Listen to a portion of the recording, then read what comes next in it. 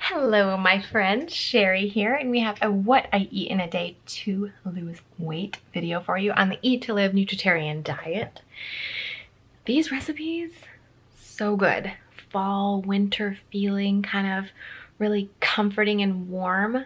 We're gonna start out with appley crunchy oats, and it's one of my favorite ways of using steel cut oats, so I hope you love it. Then we're gonna also show you how to make almond milk, so if you haven't learned that before, you're gonna learn that too. And then we've got arugula salad with fall fruits, and I've gotta say, arugula is one of my very favorite lettuces. So if you haven't tried it yet, try it this way, because when you pair arugula with something a little sweeter, And then we got a really hearty lentil eggplant stew for you for dinner. Now, I want you to try these recipes. If you really want to have all the ingredients and the measurements and the how-to and everything, you've got to sign up for the cheat sheets. That's where we keep all of our recipes.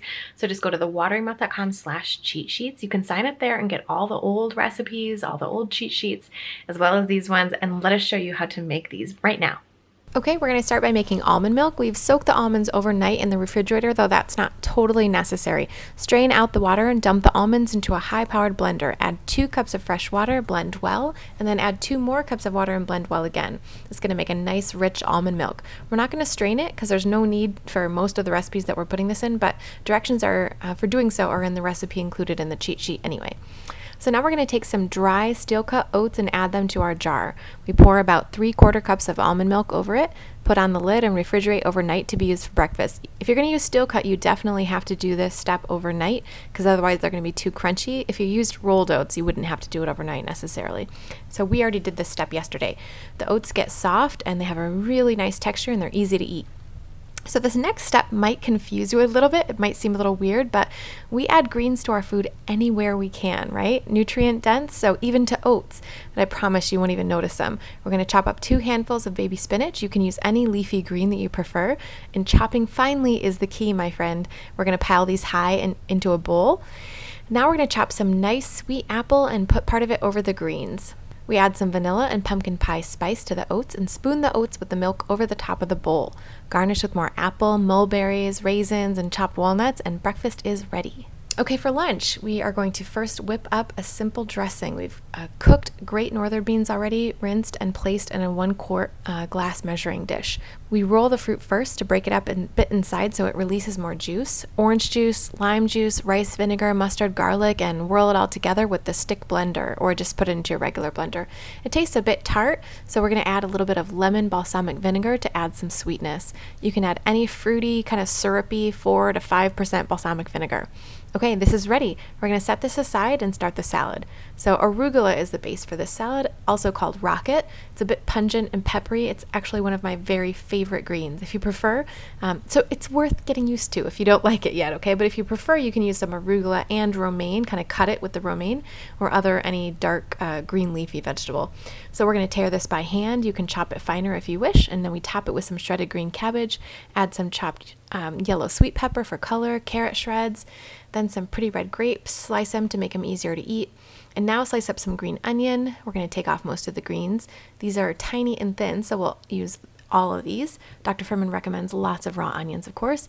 And now we have an apple pear. These pears stay crisp and taste just like pears. Or you can just use a regular pear if you wish, and your salad is ready. All right, let's go on to dinner. We're going to make this in the Instant Pot electric pressure cooker. You can totally make this on the stovetop in a big pot. For this recipe, we start with 1.5 cups of regular greenish brown lentils. We're going to rinse these off with water. Did you know it's wise to wash dried beans and lentils just like you would wash off fresh produce or rice? Just make sure you do that beforehand, and make sure you check through to make sure there's not any little rocks in there too, because sometimes those get stuck into your beans. We'll pour in 3 cups of low sodium vegetable broth and now some spices. This jalapeno powder is optional, but just adds a little great kick. You can just totally leave it out if you don't like spice. Oregano gets rubbed to release the oils first, and then we have lots of garlic to put in. These are large cloves. Celery gets chopped and added. Now we'll prep the eggplant. We're going to peel it and chop it into small pieces. Eggplant is one of Dr. Fuhrman's favorite vegetables to promote weight loss. Very low calorie, lots of great nutrients, and it has a really nice texture. When it's cooked, it becomes almost meaty in texture. It takes on the flavor of what it's cooked with, and it makes it perfect for adding bulk into stews and soups. A can of diced tomatoes and broth, as well as a small can of tomato paste, go in the pot next. Lastly, we're going to break up some of these slices of mushrooms and toss them in. These also provide that really nice hearty texture. Now we're going to set the Instant Pot, and we can do some kitchen cleaning and other little chores while it cooks on its own. All right, here is our stew, and it smells delicious. We ran some cauliflower through the food processor, and we'll make a bed in the bottom of the bowl. We're going to add the stew, a sprig of basil, and voila, dinner is served. Okay, were those delicious or what? At least they look delicious, right? You've got to try them to know, and I want to know what you think. So get the cheat sheets, which has all the recipes from all previous What I Eat in a Day recipe videos, all the other recipes we've posted before. You'll get that, thewateryourmouth.com/cheat sheet. Sign up there, you get a password and a website. It's like entering a secret amazing club.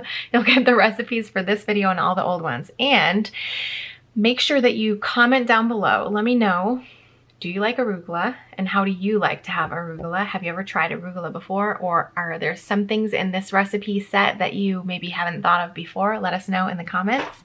Or if you've tried them all, just let us know what you thought, okay? Make sure you get the recipes of the cheat sheets, and we will see you in the next video. Bye!